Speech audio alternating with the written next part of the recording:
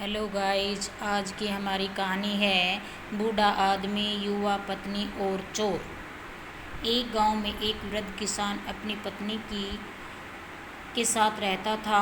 किसान की पत्नी युवा थी। पति के बूढ़े होने के कारण वह पति से विरक्त हो चुकी थी। उसका हृदय सदा परपुरुष की ओर आकर्षित रहता था। वह प्रवृत्ति से उन्मुख थी, कभी घर की चारदीवारी के दायरे में बंद कर नहीं रहती थी।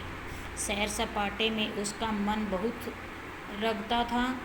जहाँ उसका परपुरुष से मेल मिलाप होता रहता था, उससे हंसी ठिठोली कर वह अपना हृदय प्रसन्न किया करती थी। एक दिन वह कहीं जा रही थी कि एक चोर की दृष्टि उस पर पड़ गई। चोर उसकी प्रवृत्ति से अनभिन्न नहीं था। वह उसका पीछा करने लगा और एकांत स्थान पाकर उसे रोककर बोला, सुनो, तुम्हें देखते ही मैं तुम पर आसक्त हो गया हूँ। मेरी पत्नी की मृत्यु हो चुकी है। मैं चाहता हूँ कि तुम मेरे साथ चलो। किसान की पत्नी चोर की ओर आकर्षित हो गई। कुछ सोचते हुए वह बोली, मुझे तुम्हारा प्रस्ताव स्वीकार है, किंतु मैं आज तुम्हारे साथ नहीं चल सकती। मेरे पति के पास बहुत सा धन है। मैं वह लेकर कल तुम्हारे साथ चलूँगी, ताकि हमारा जीवन सुखमय रहे। चोर तैयार हो गया। प्रातः उसी स्थान पर मिलने का तय कर दोनों अपने अपने घर लौट गए।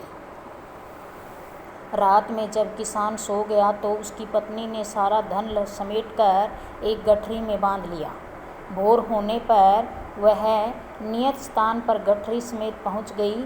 चोर वहां पहले ही पहुंच चुका था। दोनों साथ में एक दूसरे गांव के लिए प्रस्थान कर गए। मार्ग में एक गहरी नदी पड़ी। दोनों नदी किनारे खड़े होकर नदी पार करने के बारे में विचार करने लगे। चोर सोचने लगा कि इस स्त्री को साथ ले जाना विपत्ति का आमंत्रण देना है।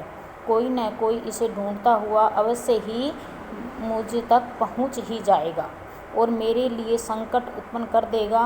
अतः धन हथियाकर इससे पीछा छुड़वाकर ही उचित होगा।